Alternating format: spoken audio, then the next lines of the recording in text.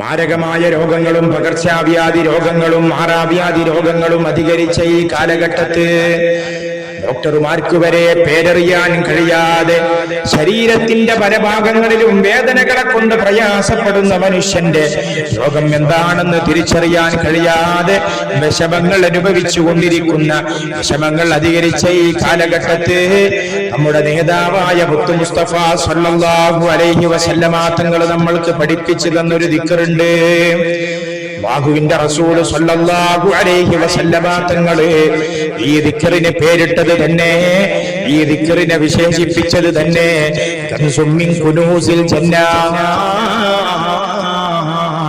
സ്വർഗ്ഗത്തിന്റെ നിധികളിൽപ്പെട്ട ഒരു നിധിയാണ്.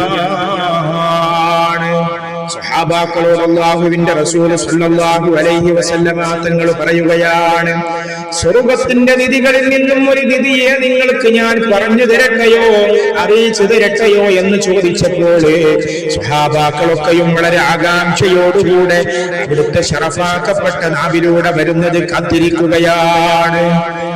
അങ്ങനെ അല്ലാഹുവിന്റെ റസൂൽ സല്ലല്ലാഹു അലൈഹി വസല്ലമ തങ്ങൾ പറയുകയാണ്, ലാ ഹൗല വലാ ഖുവത ഇല്ലാ ബില്ലാഹിൽ അലിയ്യിൽ അദീം.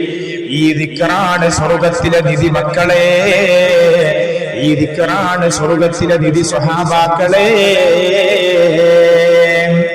ഇത് ഒരു മനുഷ്യൻ ഒരൊറ്റ തവണ ചൊല്ലിയാൽ തന്നെ, ഒരു തവണ ലാ ഹൗല വലാ ഖുവത ഇല്ലാ ബില്ലാഹിൽ അലിയ്യിൽ അദീം എന്ന് വളരെ ആത്മാർത്ഥതയോടുകൂടെ വൃത്തിയോടുകൂടെ ചൊല്ലിക്കഴിഞ്ഞാൽ അവനിക്ക് 99 രോഗങ്ങൾക്ക് ശിഫയാണ്. 99 രോഗങ്ങൾക്ക് ശിഫയുള്ള പരിഹാരമുള്ള ഒരു ദിക്ർ. എന്നിട്ട് അല്ലാഹുവിന്റെ റസൂൽ തന്നെ ശേഷം പഠിപ്പിക്കുകയാണ്, ആ രോഗങ്ങളിൽ 99 രോഗങ്ങളിൽ ഏറ്റവും ചെറിയ രോഗം ഏതാണെന്നറിയുമോ? അത് ടെൻഷനാണ്.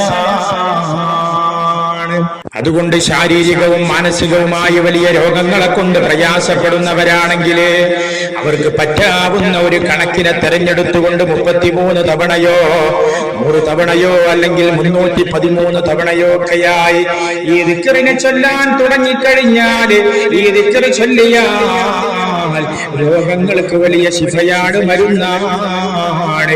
ഇനി രോഗം മാറിയാലും രോഗമില്ലാത്തവരാണെങ്കിലും പറ്റാവുന്ന ഒരു കണക്കിൽ ഈ ദിക്റിനെ ചൊല്ലി പതിവാക്കിയാൽ രോഗങ്ങളെ തൊട്ട് വലിയ പ്രതിരോധ ശക്തിയും കൂടെ നമുക്ക് ലഭിക്കുന്നതാണ്.